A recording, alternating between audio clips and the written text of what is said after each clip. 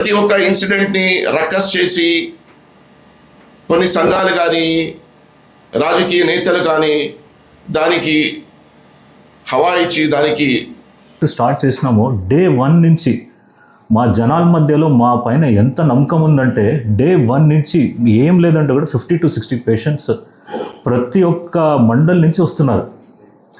Patients ఇక్కడ వచ్చేది diagnosis కోసం, ట్రీట్మెంట్ కోసం కాదు. సరేనా?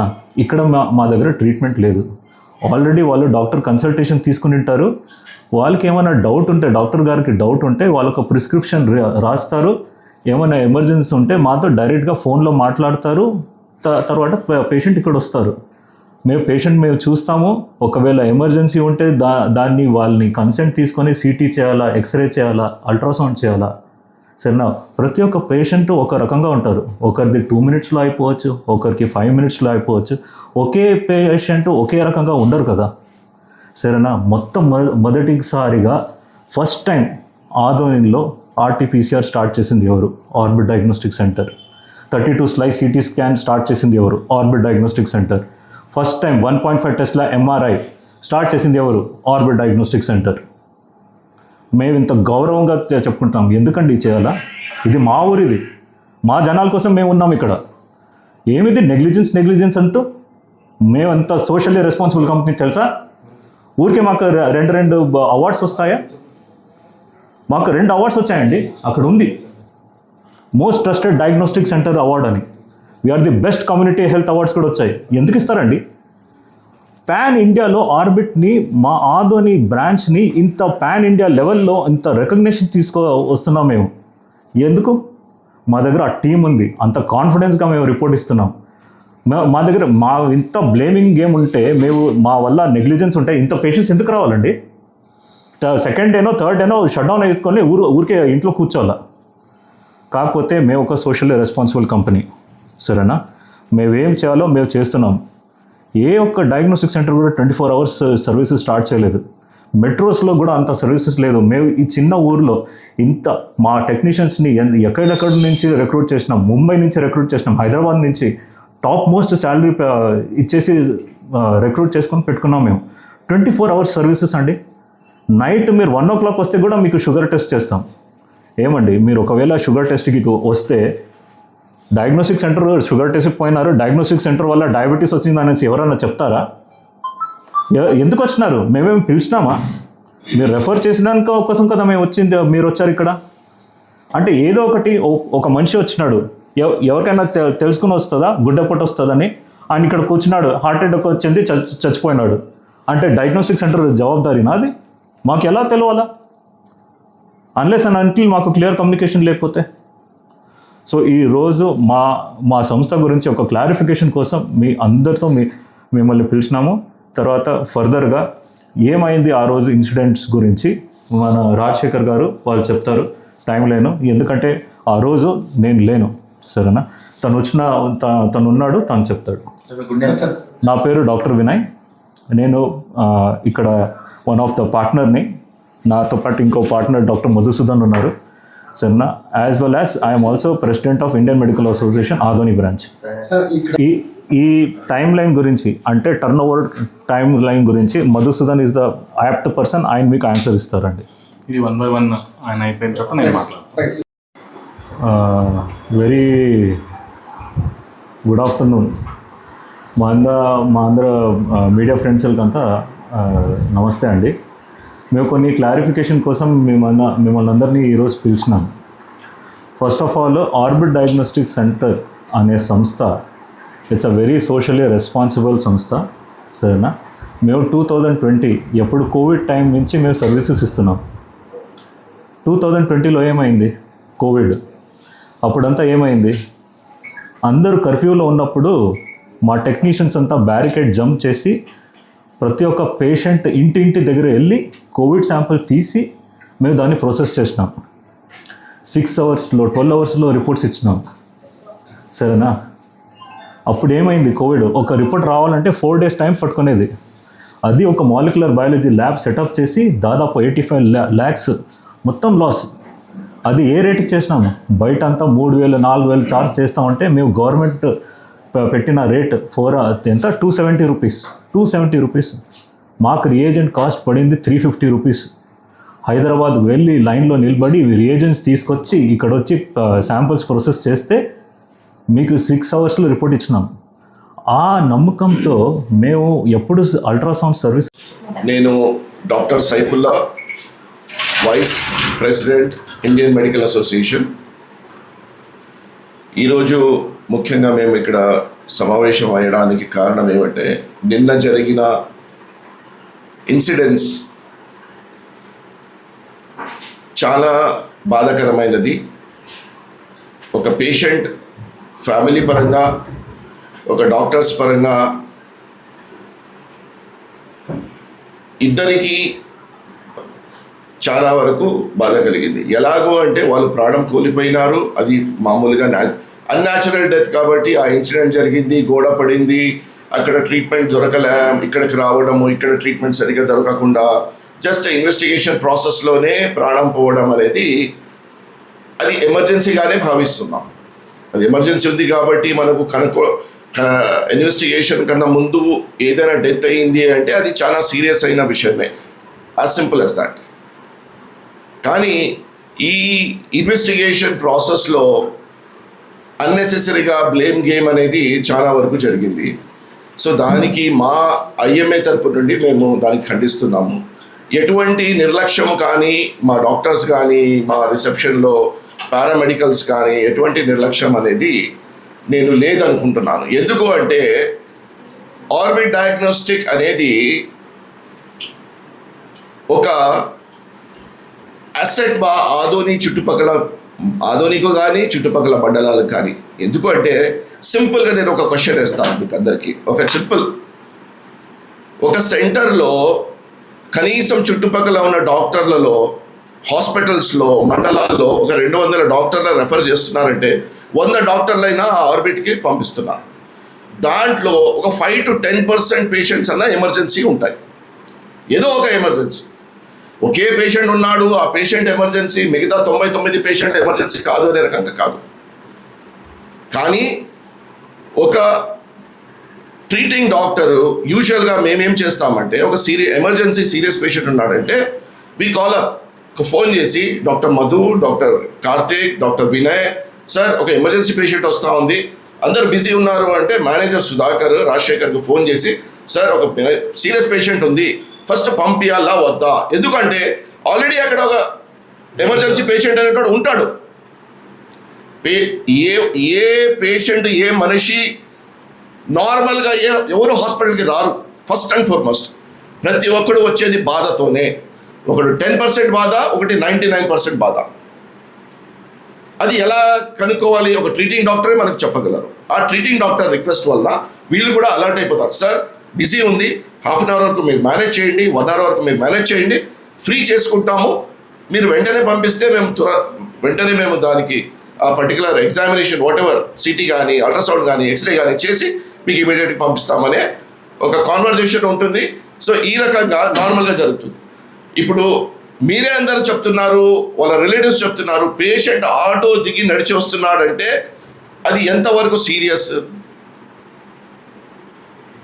ఒక సింపుల్ క్వశ్చన్. నడిచి వచ్చినాడు, ఓకే, రొటీన్ పేషెంట్, కూర్చో, నంబర్ ఇవ్వండి. ఈ తర్వాత ఇప్పుడు ఇక్కడ ప్రెగ్నెన్సీ పేషెంట్స్ ఉంటారు, ఎమర్జెన్సీ పేషెంట్స్ ఉంటారు, అన్ని రకాలుగా వృద్ధులు ఉంటారు, చిన్నపిల్లలు ఉంటారు. ఇప్పుడు మీకు ఒక నంబర్ 1, నంబర్ 2, నంబర్ 3 టోకెన్ అయిపోయింది, నంబర్ 4కి ఇవ్వాలా, నంబర్ 10కి ఇవ్వాలా priority? So who is going to decide? The treating doctor has to say. అతను కాల్ చేసి చెప్పాలి, బాబు ఈ రకంగా ఎమర్జెన్సీ ఉంది, చేయాలి. సో ఇక్కడ కమ్యూనికేషన్ గ్యాప్ అనేది ఒకటి వచ్చింది. ముఖ్యంగా నేను చెప్పదలుచుకునేది ఏంటంటే, ప్రతి ఒక్క పేషెంట్ ఎమర్జెన్సీ వచ్చిన వాళ్ళు ఇప్పుడు ఈ జరిగింది, నెక్స్ట్ జరగదనేది ఏం గ్యారెంటీ లేదు. నెక్స్ట్ డేనే జరగవచ్చు. ఎందుకు? 4 పేషెంట్లు, ఇప్పుడు 4 యాక్సిడెంట్ అయ్యి 4 వచ్చినారు, ఎవరికి చూడాలి మేము? ఆ ప్రాసెస్లో ఏమైనా కావచ్చు, అది డెస్టినీ. మనం దాని గురించి as a doctor we should not talk about destiny, but prioritisation చేయలేము. ఎంత చేసినా ఓకే, ఈ పేషెంట్ ఇలా ఉన్నాడు, ఈ పేషెంట్ ఇలా ఉన్నాడు, ట్రీటింగ్ డాక్టరే చేయగలరు. యాజ్ అ డయాగ్నోస్టిక్ సెంటర్లో ఎవరు ప్రయారిటైజేషన్ చేయలేరు. ఇది ముఖ్యం. ప్రతిసారి ప్రతి ఒక్క ఇన్సిడెంట్ని రక్కస్ చేసి కొన్ని సంఘాలు కానీ రాజకీయ నేతలు కానీ దానికి హవా ఇచ్చి దానికి ఎక్కువగా దానికి ఒక ప్రాబ్లమాటిక్గా కారణం చేయకూడదని రిక్వెస్ట్ చేస్తున్నాను అందరికీ, మీడియా సోదరులకు, రాజకీయ నేతలకు, సంఘాలకు చేతులు జోడించి మేము నమస్కారం చేస్తున్నాం. యాజ్ ఎ సర్జన్ నేను పర్సనల్గా నా ఎక్స్పీరియన్స్ ఏంటంటే 15 సంవత్సరాలు నేను బాంబేలో యాజ్ అ సీనియర్ సర్జన్ పరీక్ష చేసి వచ్చినాను. కానీ నేను 8 గంటల 6 గంటలు 10 గంటల సర్జరీలు చేసినాం, కానీ ఎప్పుడు మేము భయపడలే. ఇక్కడ వచ్చిన పేషెంట్ వాక్-ఇన్ వస్తున్నాడు, ఎమర్జెన్సీ ఉంది, మా గుండె దడ ఉంటుంది. ఎందుకు?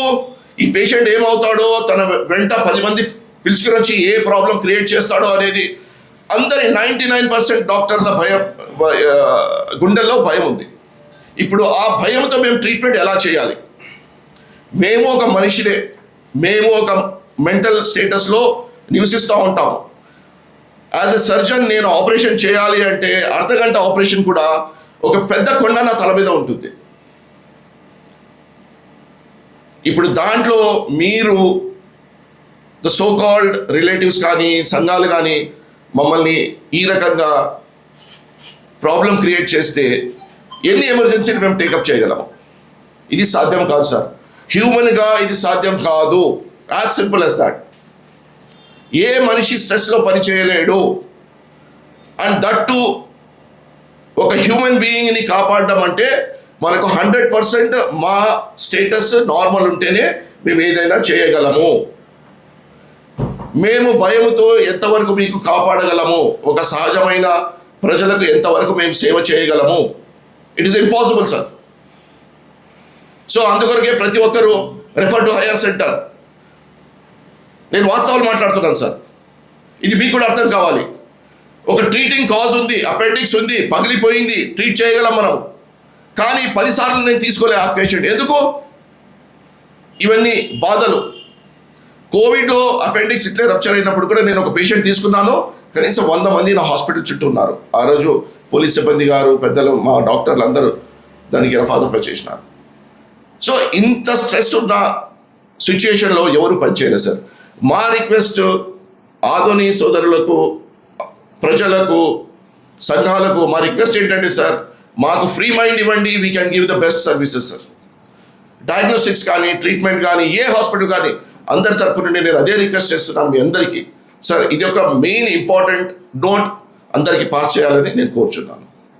అండ్ ఇటువంటి సిచ్యుయేషన్లు చాలా ప్రతి నెలలో 2-3 రిపీట్ అవుతున్నాయి. సో ఐ థింక్ రోజుకి డాక్టర్ స్ట్రెస్ పెరిగిపోతా ఉంది. Again the same thing I want to repeat, it is impossible to work with the stressful conditions. Thank you. నేను డాక్టర్ సైఫుల్లా. సార్, మృతి చెందిన వ్యక్తి కుటుంబానికి మీరు సమ్ అమౌంట్ ఇచ్చినారు అనే రకంగా ఒకటి ప్రచారం అవుతుంది బయట, దానికి సరే ఎటువంటి మేము అమౌంట్ కానీ, ఎక్స్గ్రేషియస్ కానీ ఎటువంటి అమౌంట్ అంటూ మేము ఇవ్వలేదు. కానీ వాళ్ళకు సమాధానం చెప్పి పంపించినాము. మీరు తర్వాత రండి, ఏదో మన డాక్టర్స్ అసోసియేషన్తో ఎంతవరకు వీలైతే మేము అంత హెల్ప్ చేయగలమని చెప్పాము. మీ దాని గురించి మీరు సమ్ అమౌంట్ వాళ్ళకి ఇచ్చినారు, నష్టపరిహారంగా అది దాని గురించి మాకు తెలియదు సార్. కుటుంబానికి ఇచ్చినారని చెప్పి మాకు తెలియదు సార్, దాని గురించి తెలియదు సార్, మాకు దాని గురించి తెలియదు. పొట్ట మీద ఆ గోడ పడడం వల్ల ఇక్కడ గాయమైంది. సో అది విజిబుల్ అవుతుంది. పొట్ట మీద గాయం లేదు, బట్ లోపల గాయాలనే బ్లీడింగ్ అయ్యింది. అది ఆఫ్టర్ డయాగ్నోస్టిక్స్ తర్వాత తెలిసింది. సో వాళ్ళు ఫస్ట్ అక్కడ పత్తికొండ హాస్పిటల్కి 9:40కి వాళ్ళ ఊర్లో సంఘటన జరిగింది. ఆ తర్వాత 10:30కి పత్తికొండ గవర్నమెంట్ హాస్పిటల్కి వెళ్ళారు. ఆ తర్వాత వాళ్ళు కర్నూలుకి రెఫర్ చేస్తే వీళ్ళు ఇక్కడ దగ్గరనే ఆధునికి వచ్చారు. ఆ తర్వాత ఇక్కడ నుంచి మా డయాగ్నోస్టిక్ సెంటర్కి ultrasound abdominal, city chest, brain city. So ఆ ఇంజురీస్ని బట్టి డాక్టర్స్ రాశారు. మేము 1 by 1 అక్కడికి వచ్చిన తర్వాత వాళ్ళు వచ్చేటప్పుడు నడుచుకుంటే వచ్చారు. గేట్ వరకు ఆటోకి వచ్చారు. గేట్ నుంచి నడుచుకుంటూ విత్ అటెండర్స్ 4 members ఇక్కడికి వచ్చారు. ఆ తర్వాత ఫస్ట్ ఇంజురీ హెడ్కు ఉంది కాబట్టి పేషెంట్ కాన్షియస్లో ఉన్నాడు కాబట్టి మా డాక్టర్స్ ఫస్ట్ బ్రెయిన్ సిటీ చూశారు, అది నార్మల్ అని తెలిసింది. ఆ తర్వాత అల్ట్రాసౌండ్ అబ్డామినల్ చూశారు, ఆ ప్రాసెస్లో ముందున్న పేషెంట్స్ ఒక 2 మెంబర్స్ని ఎమర్జెన్సీ పెయిన్స్తో డెలివరీ కేసెస్ పెయిన్స్తో ఉండడం వల్ల ఆ కేసెస్ చేసిన తర్వాత ఇమీడియట్గా తీసేసుకున్నారు. తర్వాత వాళ్ళకి ప్రాబ్లం ఉంది అబ్డామినల్ అని మా డాక్టర్ గుర్తించి ఇమీడియట్గా వాళ్ళకి నెక్స్ట్ ఫర్దర్ హయ్యర్ ఇన్వెస్టిగేషన్స్ ఇక్కడే చేసుకుంటే బాగుంటుందనే ఉద్దేశంతో డిస్కస్ చేస్తే ఓకే అన్నారు. వితిన్ 5 మినిట్స్లో ఒక బ్లడ్ శాంపుల్ తీసుకున్నాం. సీరం క్రియాటినిన్ అనే టెస్ట్ చేసుకోవాలి. ఆ టెస్ట్ చేసుకున్న తర్వాతనే నెక్స్ట్ లెవెల్ టెస్ట్ చేసుకోవాలి. సో ఆ టెస్ట్ యాక్చువల్లీ 40 మినిట్స్ పడుతుంది. మేము వితిన్ 20 మినిట్స్లో సపరేట్ కేర్గా ఆ పేషెంట్ కోసం ఒకే పర్సన్ శాంపుల్ తీసుకొని రన్ చేసి పెథాలజిస్ట్తో సిగ్నేచర్ తీసుకొని అప్రూవల్ తీసుకున్నారు. ఆఫ్టర్ దట్ ఇమీడియట్ ఈ సంఘటనల్లో అల్ట్రాసౌండ్ అబ్డామినల్లో ఆల్రెడీ డాక్టర్ చెప్పినట్టుగా బ్లీడింగ్, స్టమక్లో బ్లీడింగ్ అయింది. మాట్లాడుతూనే తను అన్కాన్షియస్ అయిపోయినారు. ఇమీడియట్గా మా దగ్గర ఉన్న డాక్టర్స్తో పాటు సిబ్బంది ఉండి వన్స్ సిపిఆర్ చేశారు, యాక్టివ్ అయ్యారు. ఇమీడియట్ నియరెస్ట్ మేమే తీసుకెళ్ళాము విత్ వాళ్ళ అటెండర్ సహాయంతో ఒక హాస్పిటల్కి. వాళ్ళు అక్కడ మళ్ళీ సిపిఆర్ చేశారు, యాక్టివ్ అయ్యారు. వితిన్ 20 మినిట్స్లో అక్కడ డెత్ అయ్యారు. సో ఇది యాజ్ ఎ హ్యూమానిటీ దురదృష్టకరంగా జరిగింది. బట్ వాళ్ళు అన్ఎడ్యుకేటెడ్ పీపుల్స్, డయాగ్నోస్టిక్ సెంటర్స్లో ఏం జరుగుతుందో కూడా నిజంగా వాళ్ళకి ఐడియా లేదు. కానీ మేము చాలా క్లియర్గా వాళ్ళకి చెప్పాం, ఇక్కడ డయాగ్నోస్టిక్ సెంటర్లో ట్రీట్మెంట్ ఇవ్వరు, ట్రీట్మెంట్ చేసే డాక్టర్స్ డయాగ్నోస్టిక్ సెంటర్లో ఉండరు. ఓన్లీ ఫైండ్ అవుట్ డయాగ్నోసిస్ ఏదైతే డిసీజ్ ఉందో ఆ డిసీజ్ని ఫైండ్ అవుట్ చేస్తారు. ఆ ఫైండ్ అవుట్ చేసిన ఎవరైతే ట్రీట్మెంట్ చేస్తారో ఆ డాక్టర్కి సపోర్టింగ్గా మేము డయాగ్నోసిస్ ఇచ్చి ప్రతి డిపార్ట్మెంట్ మా దగ్గర ఉంది. లాబొరేటరీ ఉంది, రేడియాలజీ ఉంది, ఎంఆర్ఐ, సిటీ, అల్ట్రాసౌండ్, ఎక్స్రే, ఇలాంటి ఈ డయాగ్నోస్టిక్స్ ఎక్విప్మెంట్ అంతా ఫుల్ ఎక్విప్మెంట్తో మేము డయాగ్నోస్టిక్స్ చేసి ఇస్తాం. సో ఈ సంఘటన ఈ గ్యాప్లో అన్కాన్షియస్గా మాట్లాడుతూ ఇలా జరిగిపోయింది. వాళ్ళు ఇక్కడ మా సెంటర్లో ఉన్నప్పుడు ఒక నెక్స్ట్ టెస్ట్ కోసం వెయిట్ చేస్తున్నప్పుడు ఇది జరగడంతో వాళ్ళు అన్ఎక్స్పెక్టెడ్గా వాళ్ళ రియాక్షన్ అట్లా వచ్చింది. మేము దానికి సమాధానం చెప్పాం. మా సైడ్ నుంచి ఎటువంటి మిస్టేక్ లేదు. మా సైడ్ డాక్టర్ అలర్ట్గా ఉన్నారు, స్టాఫ్ అలర్ట్గా ఉన్నారు. ఇమీడియట్గా రియాక్షన్స్ కూడా మేము తీసుకున్నాం, హెల్ప్ తీసుకున్నాం హాస్పిటల్ది. అయినా సంఘటన జరిగింది. సో దానికి వాళ్ళు కొన్ని సంఘాల ద్వారా రిమార్క్స్ మా సైడ్ నుంచి చూపించారు. బట్ మేము ఫైనల్గా కాంప్రమైజ్ డిస్కషన్ అయింది, వాళ్ళకి అర్థమైంది. వాళ్ళ సైడ్ ఒక ఎడ్యుకేటెడ్ వచ్చారు, నేను చెప్పాను, వాళ్ళకి అర్థమైంది సిచ్యువేషన్. సో దాంతో వాళ్ళు రాత్రి 10 వరకు ఉండి ఆ తర్వాత పోలీస్ సహకారం కూడా మాకు ఇచ్చారు. ఎందుకంటే పోస్ట్మార్టం చేయాలి కాబట్టి యాజ్ పర్ ఇన్సిడెంట్ అది వాళ్ళ ఊర్లో జరిగిన ఇన్సిడెంట్ కాబట్టి వాళ్ళు అక్కడ కేసు బుక్ చేసుకోవాలి. ఎందుకంటే గోడ పడడం వల్ల చనిపోయాడు కాబట్టి దాన్ని కేసు బుక్ చేసుకోవాలి కాబట్టి పిఎం చేసుకొని వాళ్ళ ప్రోటోకాల్ వాళ్ళు పోతూ ఉన్నారు. దీనికి సంబంధించి ఈ సంఘటన ఒక హ్యూమానిటీగా దురదృష్టకరమే, కానీ ఎటువంటి మిస్టేక్ కానీ వైద్య సిబ్బందిలో కానీ వైద్యులు కానీ ఎటువంటి నిర్లక్ష్యం కూడా వహించలేదు. Thank you very much. అంటే వాళ్ళ వాదన ఏముందంటే సార్, ఇక్కడ వచ్చినటువంటి సెంటర్లో సరైన సమయానికి ఏది కూడా వాళ్ళు పట్టించుకోలేదు కాబట్టి మాకు ఈ రకంగా జరిగిందని వాళ్ళ వాదన సార్. చూడండి, మన కుటుంబంలో కూడా ఎవరైనా చనిపోతే సడన్గా రియాక్షన్స్ ఇస్తాం. ప్రతిదీ ఆ రియాక్షన్స్లో మాట్లాడేదంతా నిజమని కాదు.